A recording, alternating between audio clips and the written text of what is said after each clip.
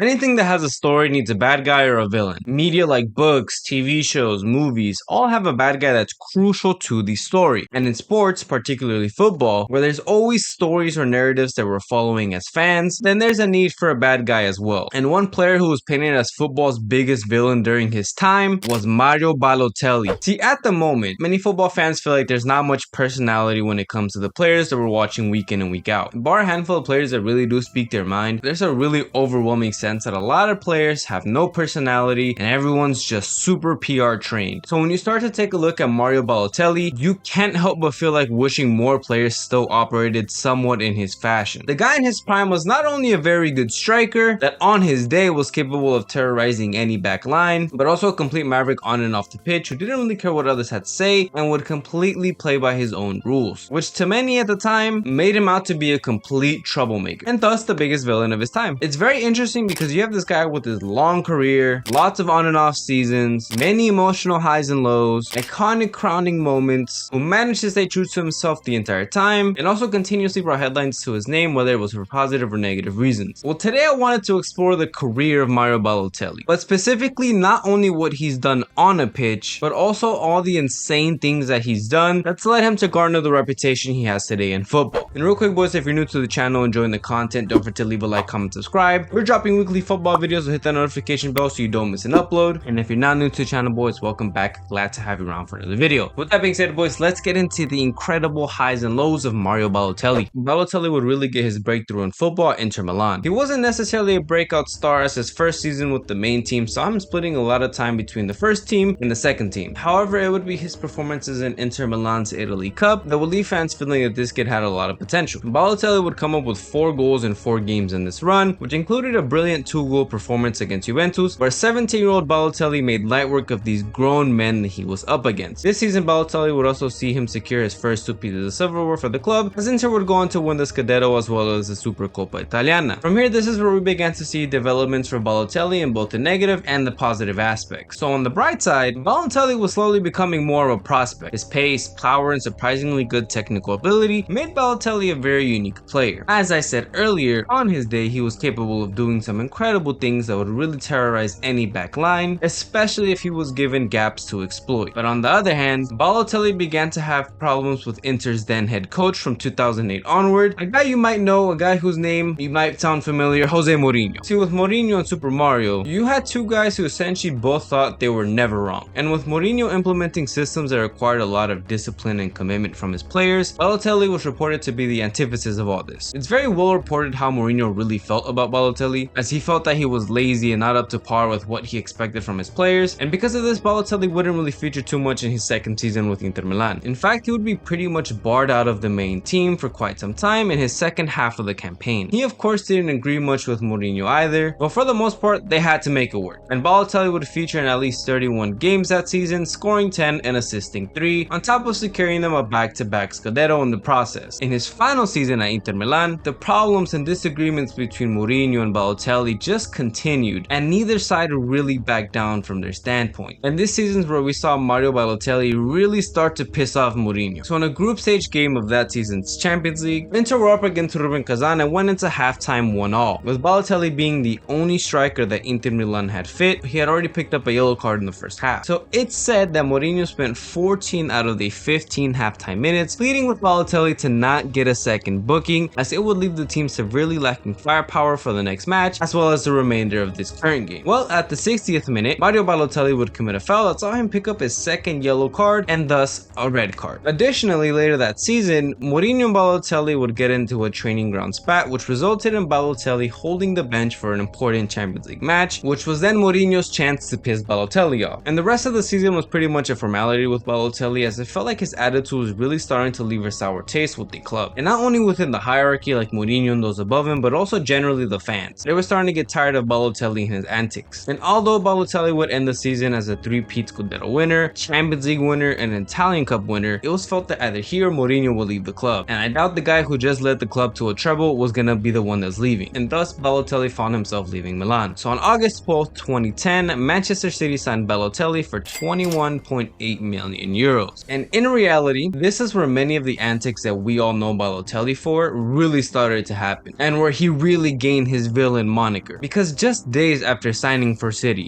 Balotelli was unfortunately part of an accident that saw him crash his Audi R8, and he was found carrying 5K in cash. And when he was asked why by the police, he simply responded with, "Because I am rich." On top of this, it's also reported that when he first moved to Manchester, he was tasked to go buy an ironing board at a store for his new home, and instead he came back with a quad bike, a trampoline, and a Scalectric set. I don't even know what that is, but my brother, you had to buy an ironing board. That was it. So yeah, I guess you could say maybe he was rich. However, nonetheless, then City manager Roberto Mancini was a fan of the young Italian and felt that the style of the Premier League would be great in aiding the development of Balotelli. Life in Manchester would start off kind of rocky for Balotelli, as he would injure his meniscus in a Europa League qualifier. Yes, Manchester City was in the Europa League. Can you believe it? You know what? Once Pep leaves, there's no promise they might go back down there. But nonetheless, this felt like it was a big setback. And when he did return, he came back in a 3-0 loss to Arsenal. At this point, he was probably wondering what he got himself into. And the rest of the season would be an interesting one for Balotelli, because as I alluded to, there were many highs and lows in this season. He was able to score a hat trick in this campaign and also managed a brace against West Brom, but that's when the negatives start to creep in. In fact, in the same game when he scored 2 goals against West Brom, Balotelli would proceed to get a red card in the same match. And he would also win the Golden Boy Award that December, in which he stated that the only other Golden Boy Award winner who was better than him at that point was Lionel Messi. And in the same breath, he also said that he didn't know who Jack Wilshere was. And fair enough, you might not know who he is, but he just beat the guy for the award. Pretty disrespectful if you ask me, but hey, you know what? He said it and he probably meant it too. And the antics did not stop there. They just kind of get a little bit crazier as you go,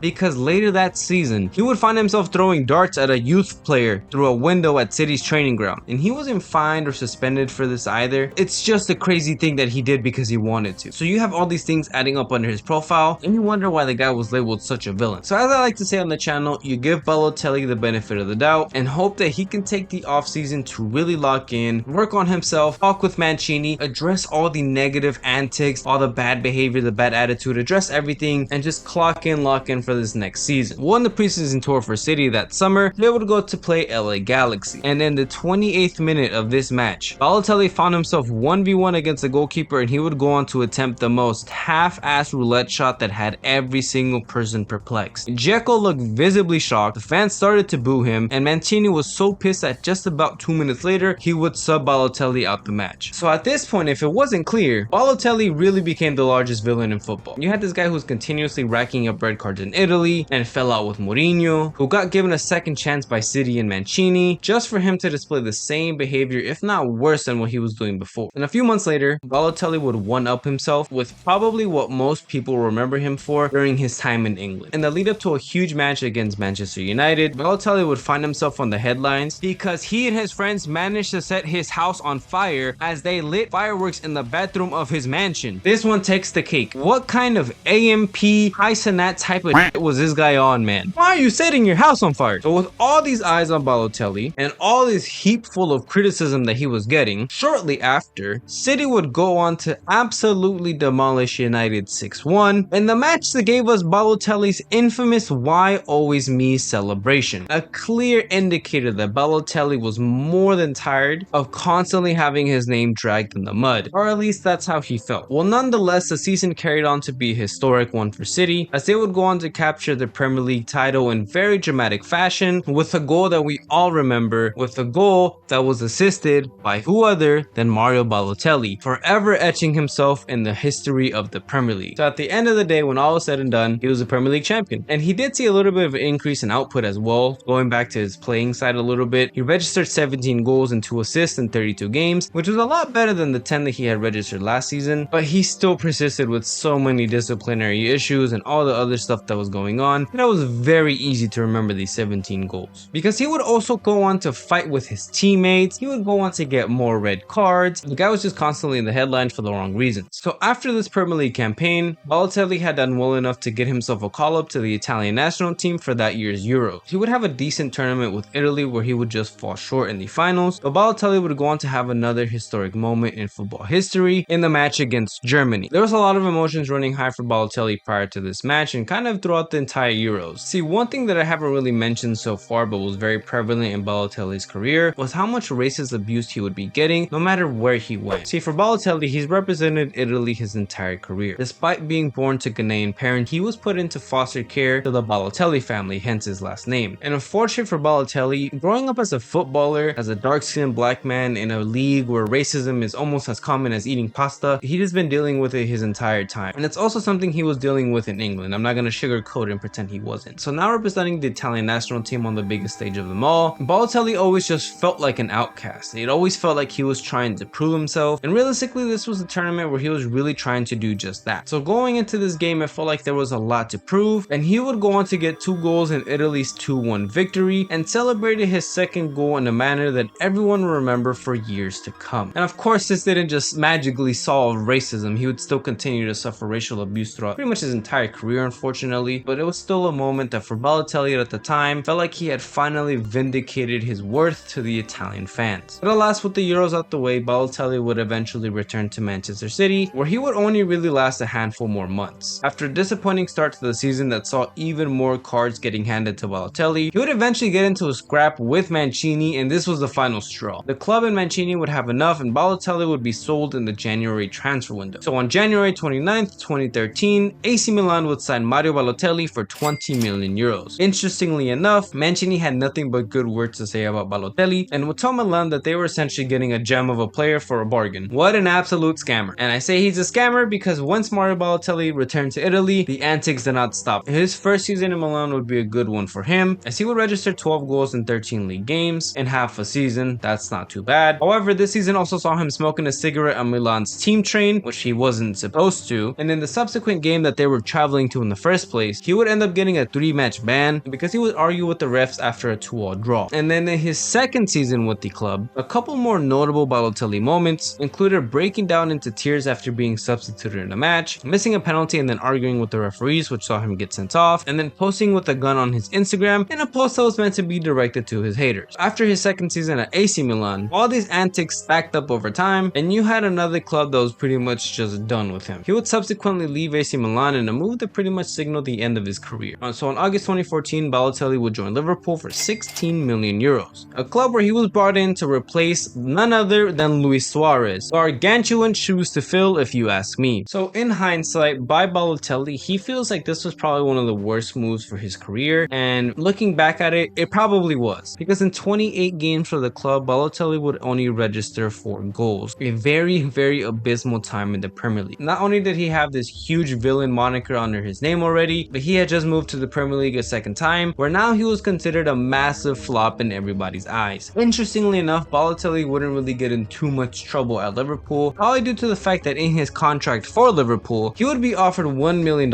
after every season, so long as he avoided disciplinary issues, specifically not getting sent off 3 times and not spitting or being disrespectful to his opponents. He would only get in trouble once during his time at Liverpool, as Brendan Rodgers did not really like the fact that he swapped shirts with Pepe during halftime of their Champions League game against Real Madrid, but nonetheless, outside of that, there wasn't really too many moments. I will say, however, he was suspended for 1 match during his time with Liverpool because he posted something on his social media that was deemed anti-Semitic and racist. So technically not a red card, but still something noteworthy. At this point, you really had a Balotelli that probably had reflected upon all his past decisions, where he had played in the past, what he was able to achieve, feel like he had hit rock bottom. So after this dismal season with Liverpool, he would return to AC Milan for 1 season on loan from Liverpool for the 2015-16 season. And here, he was not really able to recapture any magic he might have shown before. In fact, it was a very poor season not only for him but for AC Milan. Balotelli would only register 3 goals and 1 assist in 23 matches for the club, and it was a season where AC Milan finished 7th place. There wasn't really much of note for Balotelli this season. He wasn't doing anything, he wasn't really playing well, he got injured, so he missed about 3 months of action. So like I said, once he did move to Liverpool, that was pretty much the end of his peak. That's where everything started to gradually decline. And also, you could say that that's pretty much where the disciplinary issues for Balotelli had left, because he wasn't really able to do it for AC Milan a second time around. He then would move to Nice in France, where he did manage a couple of good seasons, including 2 back-to-back seasons with 15+ goals in all competitions, and even a good season not too long ago in Turkey with Demirspor, where he was able to score another 18 goals in the league for them. But after AC Milan, he pretty much just became a journeyman with no destination. He would also show signs of his attitude here and there, including punching one of his teammates on the Demirspor bench in Turkey because he was really frustrated after getting subbed off. He was, he was throwing a fit and he punched his teammate. But, outside of that, the antics really died down. His career really died down. Among all this, honest, Balotelli is a cult hero of this last generation of players. You had this guy who came up through Italy, was pretty much a guy who did whatever he wanted, and then moved to City where he helped them capture a very historic league title. Again, all while just being himself. Like the guy or not, he never changed for anybody. He didn't get along with Mourinho, he didn't get along with Mancini, maybe he didn't get along with Brendan Rodgers either, but at the end of the day, the guy was always true to himself and he realistically did what he wanted, regardless of if he got in trouble for it or not. So if you ask Balotelli to look back at his career, ask him if he has any regrets, maybe he'll say a couple things or two, but nonetheless, he's a player that really captured everyone's attention. Like I said, a maverick, a guy who did what he wanted. And now he finds himself back at Genoa, which if we're being realistic is probably going to be one of his last couple of seasons in world football, at least at a high level. Let's just try and enjoy the guy for what he's able to provide. Whether it's a 1-goal season, whether it's a 15-20 goal season, this is probably one of the last times we're going to be able to see Balotelli going up against the names that we now know and love. So thank you, Balotelli, for the memories, but you're absolutely crazy.